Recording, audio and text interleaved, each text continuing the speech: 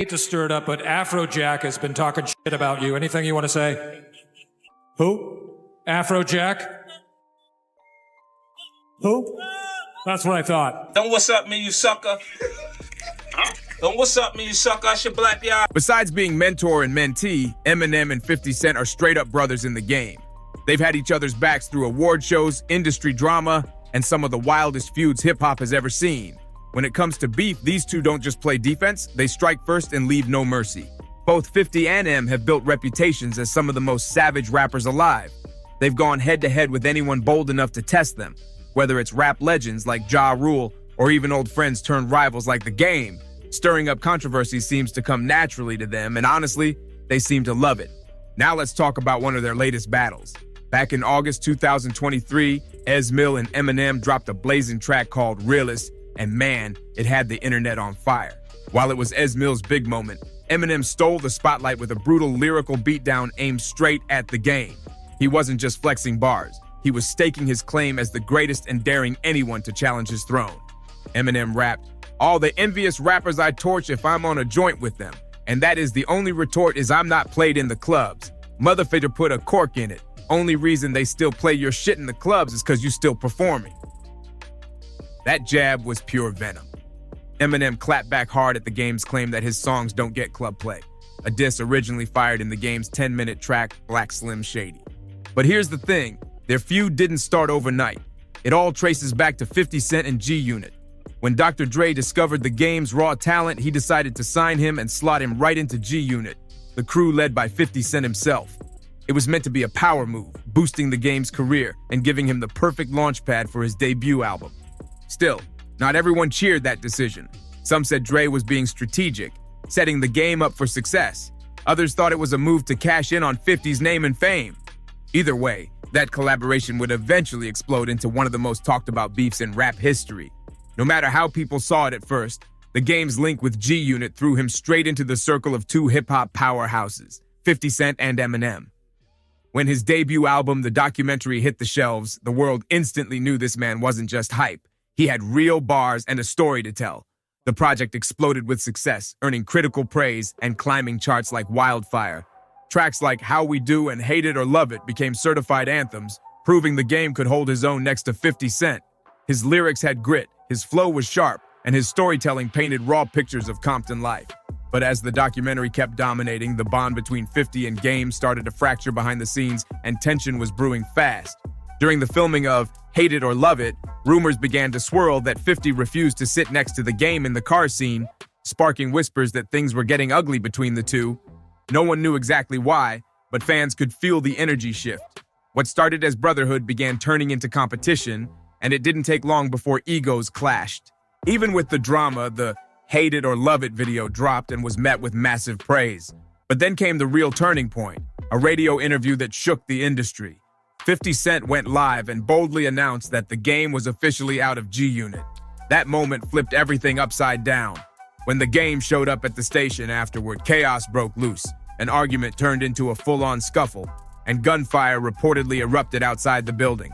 The media went wild, fans were stunned, and both camps scrambled to calm things down. By March 2005, the two rappers stood before cameras promising peace, claiming they were ready to squash the beef. But deep down, everyone knew this truce wouldn't last long. But that so-called peace treaty? Yeah, it didn't last long. The Game split from G-Unit quickly turned messy as the crew started throwing shade at his street credibility and loyalty. They questioned whether he really belonged in their circle, and that lit a fire in him like never before. Determined to prove he wasn't just some rapper riding coattails, The Game stormed into the studio and dropped the brutal diss track, 300 Bars and Runnin'. That joint wasn't just a song, it was a lyrical explosion that kicked off one of hip-hop's wildest feuds ever.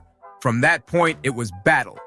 The Game and 50 Cent went back and forth with diss after diss, each one more ruthless than the last. Fans were split down the middle, Team Game versus Team 50, and every drop felt like a new round in a heavyweight fight. The rap world couldn't look away. By 2006, The Game tried to bury the hatchet. He went public about wanting peace, saying he was ready to move past all the chaos and reconnect with 50. But 50? He wasn't trying to hear it. He stayed completely silent, letting the tension speak for itself.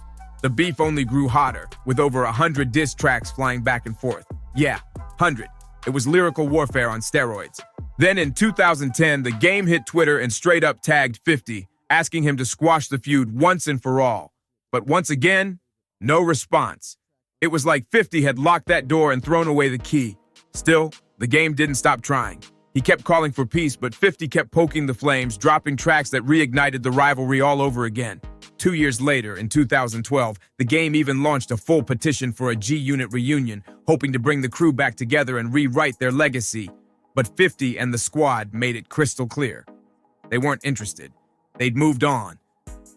By 2014, G-Unit hit the Summer Jam stage without him.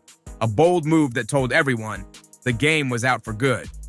Fast forward to 2022, just when people thought things had cooled off, 50 Cent stirred the pot again. He called out The Game for taking a picture with Lloyd Banks, hinting that the reunion wasn't as innocent as it looked. The shade was thick, and fans could tell. The tension between these two, still far from over. The real reason I wasn't on the Super Bowl is because I'm not a safe artist. So it's just like, he not safe, so they went with the safe art. Eventually, The Game tried to call it quits with the drama, publicly saying the feud with 50 Cent was ended and buried. He claimed he had no bad blood left, trying to turn over a new leaf. But while that tension cooled off, another storm was brewing, this time with none other than Eminem himself. And trust me, this one got ugly. The Game dropped a diss track called The Black Slim Shady, and it was ruthless from start to finish. He didn't just go after Eminem. He threw shots at 50 Cent, Dr. Dre, and even mentioned Eminem's daughter in the mix. The lyrics were cold, calling out M's career, his personal life, and his entire legacy, clearly trying to drag him into a lyrical showdown. The Game wanted smoke, and he made sure everyone knew it. Once the track dropped, hip-hop fans went wild. Social media blew up instantly. Some people applauded The Game for his boldness and bars, saying it took guts to go at one of the greatest rappers alive. Others weren't having it at all, calling it a desperate cry for attention and clout chasing. The debate got heated fast, with fans picking sides and defending their favorite artists, like it was battle in the comment sections. Still, beneath all the hype, people started asking the real question. Why did The Game even come for Eminem? What pushed him to take shots at someone who helped shape modern hip-hop? Many pointed to one particular event that might have lit the fuse, the Super Bowl LVI halftime show on February 13th, 2022. That performance was legendary. Dr. Dre, Snoop Dogg, Eminem, Kendrick Lamar, and even 50 Cent hit the stage in front of millions. But you know who was missing? The Game? Despite being a major name in West Coast rap and having deep ties to Dr. Dre, he wasn't invited to perform. That snub reportedly stung hard, and fans speculated it was a big reason behind his anger toward Eminem and the rest of the crew. So while The Game claimed peace with 50 Cent, that missing Super Bowl moment might have been the final push that made him aim his lyrical crosshairs at Eminem, and the hip-hop world hasn't stopped talking about it since. The Game didn't hold back his frustration one bit. He jumped on social media, reposting stories and comments questioning why he was left out of the biggest West Coast celebration of the decade, the Super Bowl halftime show. In his eyes, that stage was made for LA legends, and he was LA hip-hop. He made it clear he believed he deserved a spot right there with Dr. Dre and Snoop Dogg, representing the streets that made him who he is. On an episode of the I Am Athlete podcast, The Game finally opened up about how deeply the snub hit him. He admitted it wasn't just disappointment, it straight up hurt. The Mariah thing, yeah, that's true. Those rumors are true, and I'm not going to deny them. So did you date him? No. Can I just clarify that I did not have a physical relationship with him? I did not have an intimate relationship. I've been with less men than I can, than on one hand. So he's not one of those men. He said he felt overlooked because people saw him as too real, too unpredictable for a polished mainstream moment like that.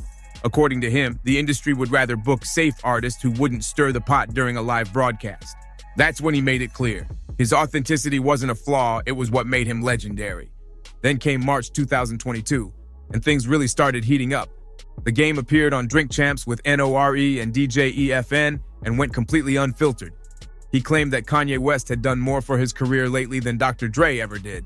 An explosive statement that had fans and industry insiders buzzing for days. But he didn't stop there. He boldly said he was better than Eminem, and he was ready to prove it in a versus battle. That's right, he called out Slim Shady directly, challenging him to a lyrical face-off to see who really runs the mic. Social media went crazy after that episode. Critics accused him of disrespect, while others praised him for having the guts to speak his truth. But the game wasn't about to back down. Just days later, he jumped on Instagram and doubled down on everything he said. In a fiery video, he stood firm, saying people could argue all they wanted, but in his eyes, he was the superior rapper. He even threw out the idea of a rap battle or a collaboration to prove it once and for all. So now the question remains, will this long-running tension between The Game, Eminem, and 50 Cent finally cool off, or are we just waiting for the next round of lyrical fireworks to drop? Only time will tell. And just when the dust seemed to settle, another storm was brewing, this time involving Nick Cannon and one of the most talked about rumors in music history, the alleged relationship between Eminem and Mariah Carey. Things were about to get even messier. At first, Mariah Carey flat out denied the rumors about her and Eminem, brushing off any claims of a past fling. But things took a turn when Eminem seemed to confirm everything in his track Bagpipes from Baghdad off his album Relapse. That song wasn't just a jab, it was a full-blown lyrical grenade. He not only addressed Mariah directly, but also came straight for her husband at the time, Nick Cannon. He is fat. That's straight funny. He looked like he got a pack of hot dogs on the back of his neck. Eminem didn't sugarcoat a single line. He rapped, "Mariah, whatever happened to us? Why did we have to break up?" Then followed with a fiery warning, "Nick Cannon better back up. I'm not playing. I want her back, you punk." And if that wasn't wild enough, he doubled down, spitting, "Nick, you had your fun. I've come to kick you in your sack of junk." The bars were brutal, and everyone knew this was personal. Nick Cannon wasn't about to stay silent either. He clapped back hard, threatening to sue Eminem and airing out his anger in a now-deleted Tumblr post. Cannon wrote, "I don't know why no one has stood up to you yet, but I guess it's gonna take a corny, whack rapping boy toy from Nickelodeon to set you straight. And trust, I'm gonna be relentless." He ended it by saying Eminem was now his full-time job, making it crystal clear the feud was officially on. Then Mariah herself jumped into the mix with her hit single, Obsessed. And she didn't just hint, she went full parody, dressing up like Eminem in the music video. Fans instantly connected the dots, and the internet exploded. Everyone was talking about it, dissecting every lyric, every frame, every look. It was messy, dramatic, and iconic all at once. For nearly a decade, things cooled off between Eminem and Nick Cannon. But in true hip-hop fashion, old beef never really ends. It all flared back up in September 2019 when Cannon appeared on T.I.'s podcast Expeditiously. He shared a story about flying with Eminem years earlier, saying that after hearing M drop a diss aimed at Mariah, he felt he had to defend his wife's name. Nick said he even wrote a long letter to Eminem, showing both respect and disappointment. He made it clear he admired Eminem as an artist, but couldn't let the disrespect slide. To most people, Cannon's response came off as calm and mature, but to Eminem, it sounded like a challenge. And in true Slim Shady fashion, he fired right back through music, dropping fresh bars aimed straight at Nick Cannon and reigniting a feud that everyone thought was long end. The drama was back, louder and more chaotic than ever. This time, Eminem decided to reignite the feud in style through a fiery verse on Fat Joe's track Lord Above. And when Slim Shady steps to the mic, you already know it's about to get disrespectful. In his verse, Eminem spit, "I know me and Mariah didn't end on a high note, but that other dude's whipped, he got him neutered. Tried to tell him this chick's a nut job before he got his jewels clipped. Almost got my caboose kicked. Fool, quit, you're not gonna do shit. I'd let her chop my TOS off too before I lose to you, Nick." The crowd went wild. Eminem had just reignited one of hip-hop's most ridiculous yet entertaining feuds. Nick Cannon didn't waste a second clapping back. He hit Instagram with a slick post that read, "Fat Joe's album is star-studded." He even did some charity work and dug Eminem out his grave, cave.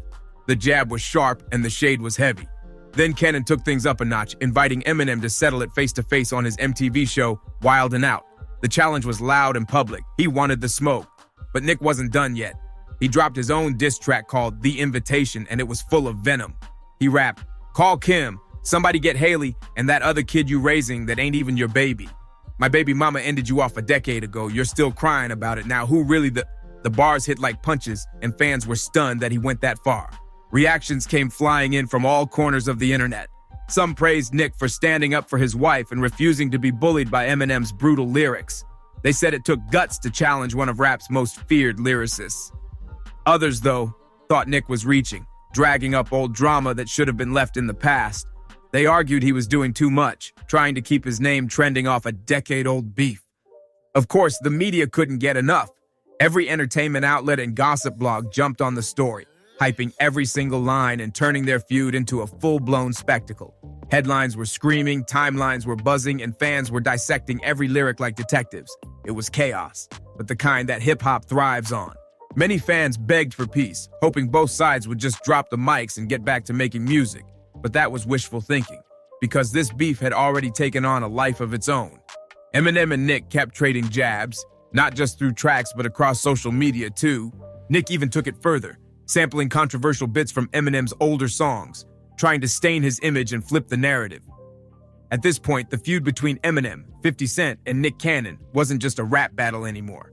It was a full-on cultural saga that refused to back down. And honestly, it doesn't look like either side is ready to call a truce anytime soon. At least on the surface, it looks like things between Eminem, Nick Cannon, and 50 Cent have cooled down, at least publicly. The wild back and forths that once dominated headlines have slowed, and each artist seems to be locked in on their own projects these days. But fans and industry insiders aren't fooled that easily. Many still believe there's unfinished business simmering just beneath the surface, waiting for the right moment to explode again. Even though it seems peaceful, Hard fans are watching every move like hawks. Every lyric, every social media post, every interview, nothing goes unnoticed. People break down new songs line by line, searching for hidden jabs or subliminal shots that might reignite the chaos.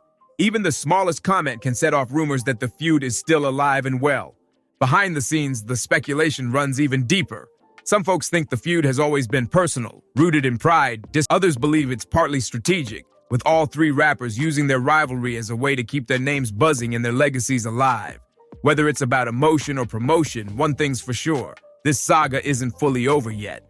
Looking back, it's easy to see where some of that emotion came from. Nick Cannon and Mariah Carey first met at the Teen Choice Awards in 2005, and just 3 years later, they tied the knot. So when Eminem dropped that savage diss track, Nick was still a newlywed trying to protect his wife and his pride. His fiery reactions made a lot more sense in that context. But even love stories fade. By 2016, after 8 years of marriage, Nick and Mariah officially divorced.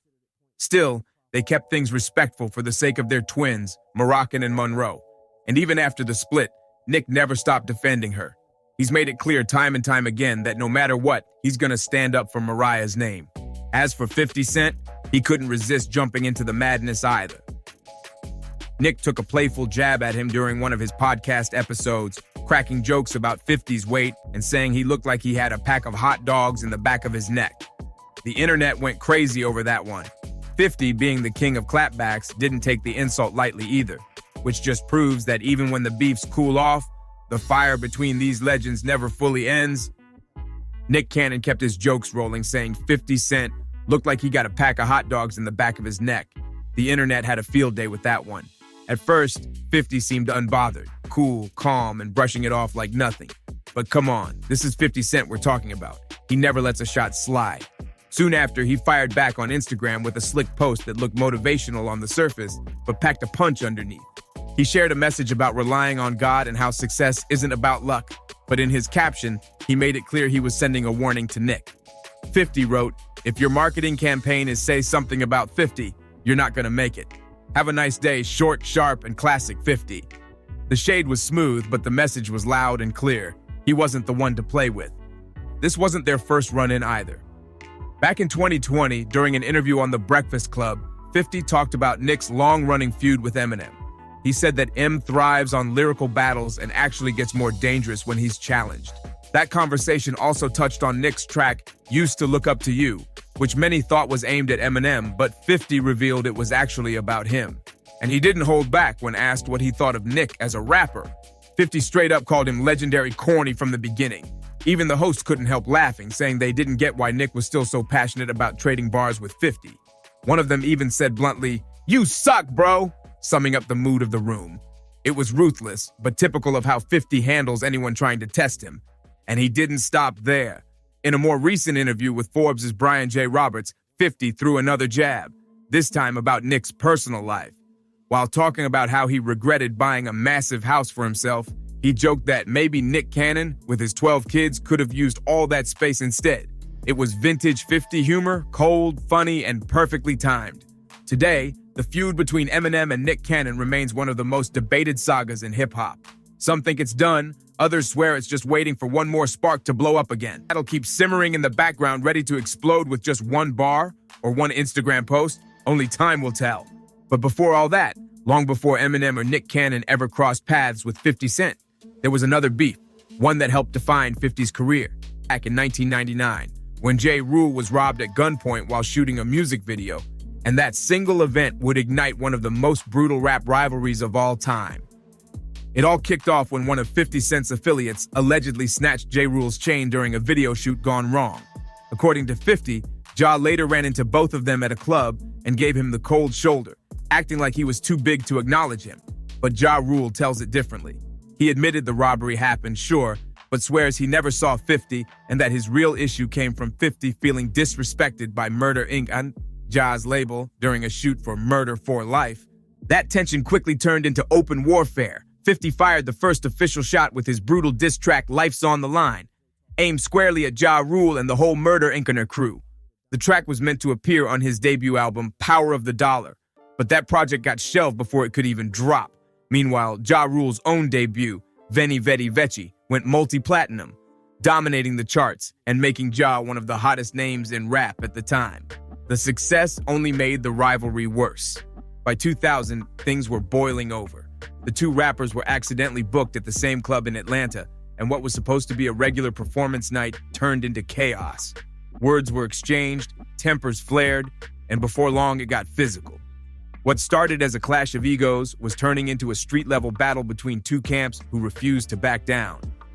Then things got really serious. Later that same year, 50 Cent's G-Unit crew crossed paths with Murder Inc. at the legendary Hit Factory Studios in New York City. Word is, Ja Rule got tipped off that 50 was inside recording, and he decided to show up uninvited. What happened next was wild. A violent confrontation broke out, and 50 ended up getting stabbed by Murder Inc. rapper Black Child. The attack left 50 injured, but far from defeated. It only made him more determined to rise up and destroy the competition. Those explosive encounters between 1999 and 2002 laid the foundation for one of the most savage and long-lasting feuds in hip-hop history. By 2002, 50 dropped his first breakout hit, Wanksta, a slick, mocking anthem rumored to be aimed directly at Ja Rule. The track blew up, climbing all the way to number 13 on the Billboard charts and making 50 Cent the next unstoppable force in rap. But success came with challenges. Around the same time, Irv Gotti, Murder Inc.'s boss and one of Ja's biggest supporters, started questioning 50's credibility and background. What followed would push this beef from music into the streets, setting off a battle that the industry would never forget. At one point, the feud took a wild legal twist when Irv Gotti accused 50 Cent of filing an order of protection against him and Ja Rule. That claim hit hard because it implied 50 was scared of his rivals. A bad look for someone who built his image on being fearless, but 50 wasted no time clapping back, calling the whole thing a lie and making sure fans knew he wasn't hiding behind any paperwork. Later on, the truth came out. Yes, an order of protection did exist, but it wasn't filed by 50 himself. The police had issued it automatically after the stabbing incident at the Hit Factory, which completely cleared his name. From 2002 to 2003, the feud reached nuclear levels. Both rappers went all out, trading savage diss tracks that had fans glued to their speakers. 50 dropped hits like I Smell Pew, Back Down, and Hail Mary, the last one taking direct aim at Ja Rule's alleged obsession with Tupac. The disrespect was off the charts. Ja fired right back with his own venomous cuts like Loose Change and Guess Who Shot Ya, keeping the battle alive and the streets buzzing. Every track release felt like a new chapter in their never-ending battle for dominance. As the years rolled on, from 2007 to 2019, the tension never fully disappeared. In 2007, Ja Rule went on Hot 97 with Angie Martinez and accused 50 of straight-up stealing his style. He claimed that once 50 signed with Shady Records, his music started sounding suspiciously familiar, as if he'd taken notes from Ja's blueprint. It was a bold accusation, one that painted 50 as unoriginal and calculated instead of creative. Then in 2013, things took an unexpected turn. Ja Rule shocked fans by admitting during an interview that he believed 50 Cent had actually won their feud. It was a rare moment of honesty that caught everyone off guard. And just when people thought the tension might finally be over, something crazy happened. Ja Rule and 50 Cent ended up on the same flight, sitting in the same row. Ja even tweeted about the bizarre coincidence, joking that maybe the universe was trying to make peace between them. For a brief moment, fans thought the long battle was finally ending. Two rap titans side by side, sharing the same air without chaos. But that hope didn't last long. Any illusion of peace vanished soon after, as both rappers went right back to their old ways, throwing shade, trading shots online, and reminding the world that some rivalries just aren't meant to end. By the summer of 2013, any talk of peace between 50 Cent and Ja Rule went right out the window. During his set at Hot 97's Summer Jam, 50 decided to stir the pot again, mocking Ja Rule and the entire Murder Inc.'s crew in front of a packed crowd. He even performed his savage diss track I Smell P. Jai, reminding everyone that their beef was far from over. The crowd went wild, and just like that, the tension between the two flared up once more.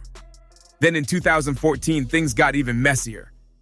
Ja Rule dropped his memoir, Unruly, The Highs and Lows of Becoming a Man, and inside, he made a bold claim that 50 Cent had allegedly tipped off the feds, giving information that led to a federal investigation into Murder Inc. The accusation was heavy, basically calling 50 a snitch, but 50 quickly denied the whole thing, brushing it off and calling Ja desperate for attention. By 2015, new rap beefs were dominating headlines, most notably Drake versus Meek Mill. But even then, 50 and Ja couldn't resist jumping in on the conversation. Both of them hit Twitter and shockingly agreed on one thing. They said the Drake and Meek drama didn't even come close to the kind of chaos they brought to hip-hop. Fans couldn't believe it. Two sworn enemies united just long enough to flex about how legendary their own feud was. Then came 2017, and the Fire Festival disaster.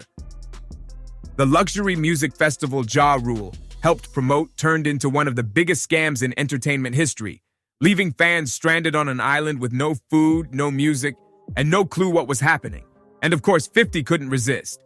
He hopped on social media, clowning Ja nonstop and dragging him for the fiasco. It was savage. 50 turned Ja's public embarrassment into another opportunity to throw shade and remind everyone who the real Troll King was. By 2018, their feud exploded yet again, this time online. Ja Rule fired off at 50 on Twitter, reigniting the fire, and soon they were trading brutal insults back and forth for days. 50 answered with his signature move, posting memes, screenshots, and slick comebacks that had everyone laughing. But then, in a move that shocked even his biggest fans, 50 took the trolling to an entirely new level.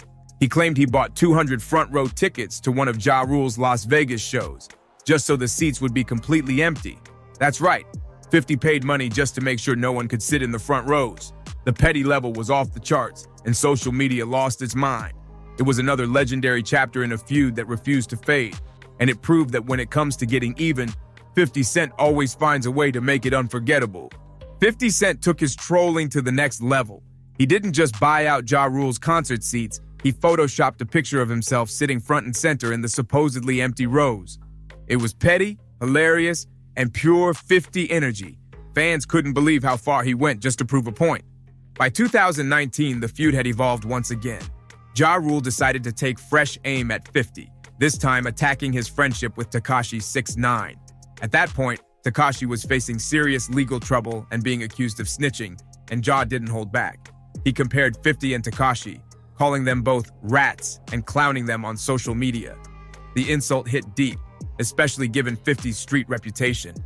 And while all this madness was going on, Eminem found himself dragged into the war too, but not by choice. Unlike his usual battles, where he calls people out directly in his songs, M got pulled in because of his loyalty to 50 Cent. Ja Rule decided to come for both of them in his infamous track, Loose Change. That's where things got real ugly. In the song, Ja Rule crossed every line imaginable. He went after Eminem's family, spitting, "Em, you claim your mother's a crackhead and Kim is a known slut, so what's Haley gonna be when she grows up?" The bar sent shockwaves through the rap world. It was disrespectful on a whole new level, and Eminem wasn't about to let that slide. Eminem fired back fast with Haley's Revenge, and later teamed up with 50 Cent and Busta Rhymes on a remix of Tupac's Hail Mary. The energy was dark, intense, and personal. Each diss felt like a knockout punch. Ja Rule hit back again with Clapback, while M answered with Go to Sleep. The battle had officially gone from rap beef to lyrical warfare. But by 2004, Eminem had had enough. He released a track declaring that his label had already won and that he was done feeding into Ja Rule's antics. He called the feud pointless, childish, and a waste of energy. And honestly, by that point, he wasn't wrong. Ja Rule's career was slipping while M and 50 were dominating charts and building empires. Still, Ja wasn't ready to let go completely. In interviews, he'd sometimes talk about ending the feud, but then turn around and remind everyone that he and 50 were sworn enemies. It was clear that no matter how much time passed, their bad blood ran deep. And while all of that chaos was unfolding, another unexpected rivalry was brewing, this time between Eminem and one of his own former label mates. That's right, next up was Joe Budden, and when that feud exploded, it exposed a whole new layer of tension inside Shady Records. The roots of Eminem and Joe Budden's feud go all the way back to their days as label mates under Shady Records in 2011. That was when Slaughterhouse, a powerhouse rap supergroup made up of Joe Budden, Royce da 5'9", Joel Ortiz, and Crooked I, signed under M's label. Fans were hyped, believing this crew of elite lyricists was finally about to get the spotlight they deserved. But behind the scenes, the vibe was already tense. As the group worked on their major label debut, Welcome to Our House, cracks began to show. Eminem, who was executive producing the album, had a vision that clashed with what the group originally stood for. Instead of sticking to their raw, gritty lyricism and underground flavor, M wanted to polish things up, make it more commercial, with catchy hooks and radio-friendly beats. That didn't sit well with Joe Budden at all. Joe, who built his name on independence and lyrical authenticity, hated the idea of conforming to a mainstream sound. He believed Slaughterhouse didn't need pop hooks or glossy production to win, they just needed bars and stage presence. In his eyes, the group could have crushed the game as a raw, festival-dominating rap act, without Eminem's blueprint. That difference in creative direction turned into the first real crack between Joe and M. When Joe later aired his feelings on his podcast, he didn't hold back, not even a little. He said straight up that Slaughterhouse might have done better without Eminem's involvement altogether. Joe even claimed the group was better than him, and that they could have built a stronger brand on their own. For him, M's formula, while successful, wasn't the right fit for what Slaughterhouse represented. But it wasn't just about creative control. Joe went in even harder, calling out the actual production. He trashed some of the beats Eminem provided, labeling them horrible and unfit for the group's style. He also blamed Eminem and his longtime manager Paul Rosenberg for mismanaging Slaughterhouse's image, trying to mold them into something they weren't. To Joe, it felt like Shady Records had smothered their potential instead of amplifying it. The tension between them just kept growing, and everyone knew it was only a matter of time before things blew up completely. That moment came when Eminem dropped Kamikaze, an album packed with lyrical smoke for nearly everyone in the industry. He took aim at several rappers, including Joe Budden, Machine Gun Kelly, Antwoord, and even Lil Yachty. MGK quickly fired back with Rap Devil. But Joe Budden? He didn't just respond, he escalated it to a whole new level, turning a quiet industry disagreement into one of hip-hop's most talked-about rivalries. Joe Budden didn't just throw a few slick comments, he went off. Using his podcast as his personal stage, Joe launched a fiery rant aimed directly at Eminem, tearing into everything from his personality to his business decisions, and even his musical relevance. It wasn't just surface-level criticism. This was raw emotion and pent-up frustration spilling out after years of creative tension. Joe accused Eminem of holding Slaughterhouse back instead of helping them reach their full potential, claiming that M's leadership had crippled their success instead of elevating it. But that was only the beginning. KXNG Crooked, another former Slaughterhouse member, jumped into the conversation during an Instagram live session and shed some light on the deeper problems between Joe and M. Crooked explained that Joe's anger had been brewing for a long time, mostly because he felt Eminem didn't do enough to push or properly manage the group. To Joe, M's hands-off approach looked like neglect, and that only deepened the resentment. Then came another spark, Eminem's album Revival. Joe Budden ripped the project apart publicly, calling it weak and disappointing. That criticism hit hard, especially because Joe was supposed to be part of M's inner circle. Not long after, M released a remix of Chloroseptic, dropping bars that many fans believed were aimed squarely at Joe, mocking reaction videos and critics who were suddenly turning on him. That lyrical jab reignited the fire completely. Things escalated fast. Bizarre from D12 came to Eminem's defense, calling out Joe for his constant disrespect. Joe fired back with a heated response and even threw in a physical threat toward Bizarre. The tension was getting out of control. And it didn't take long for another heavyweight to jump into the mix, 50 Cent. Never one to miss a chance for drama, 50 posted a photo of Joe Budden on Instagram with a caption that hinted he had an A whooping coming. fans went crazy, and the internet exploded with memes, reactions, and debates about who was really in the wrong. With 50 now backing Eminem, the situation turned from a two-man feud into a full-on, Shady Records civil battle. Then, in 2018, Eminem sat down for an exclusive interview with Sway, finally breaking his silence on the whole ordeal. The two discussed Revival, Kamikaze, and all the chaos surrounding both albums, but things got especially real when Sway brought up the beef with Joe Budden and Machine Gun Kelly. Eminem said, "Me and Joe Budden aren't, we're not friends like that. We didn't go to the same high school, you know what I'm saying? I get that part. But when I'm out here flying around doing interviews, trying to use my platform to pump up Slaughterhouse every chance I get, and you're using your platform to try to trash me." That moment summed up everything: disappointment, betrayal, and the deep cracks that fame, pride, and ego had carved between two of hip-hop's sharpest minds. The tension was real, and it showed that sometimes loyalty and rap can vanish the second creative visions collide. Eminem wrapped it all up perfectly when he said, "That's kind of the attitude I took with this whole album." Kamikaze is like, okay, what if I gave everyone my opinion about them? That raw honesty summed up exactly where his head was at during that era. He wasn't holding back anymore, just saying what everyone else was too scared to say. He also opened up about the fall of Slaughterhouse and their long-lost Glass House project. Eminem revealed they had recorded enough material for a full album, but the group just couldn't agree on which songs to include. For the most part, it wasn't a complete picture because everybody wasn't on the same page about what their favorite songs were, he said. M thought they'd go home, regroup, and knock out a few more tracks, but that never happened. Before long, he got caught up working on Revival, and the project just faded away.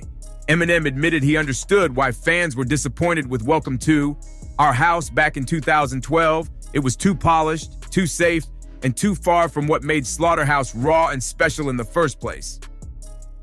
"During the recording, we left the ball in their court," he explained. "I didn't want to touch it other than give my opinion on songs." He said he heard Joe talking publicly about money and label issues. "Who got that money? Who got what money?" Eminem recalled, almost laughing in disbelief. Then he said something that showed how personal it really was. "I don't know if I made a dime off Slaughterhouse. I don't care if I made nothing. I believed in them." It was a rare moment of vulnerability from a rap legend known for his fire and fury, a glimpse at the human side behind the bars. In hip-hop, sometimes you need a mentor to guide you, sometimes you need a best friend to keep you grounded, and sometimes all it takes is one Slayer rhyme to silence the critics. Eminem and 50 Cent, they've managed to be all three, each other's allies, motivators, and lyrical assassins. Their bond has been tested, challenged, and dragged through countless battles, but it's still unbreakable. If you enjoyed this video, don't forget to hit that like button, drop your thoughts in the comments, share it with your crew, and subscribe for more deep dives into hip-hop's wildest rivalries. See you in the next one.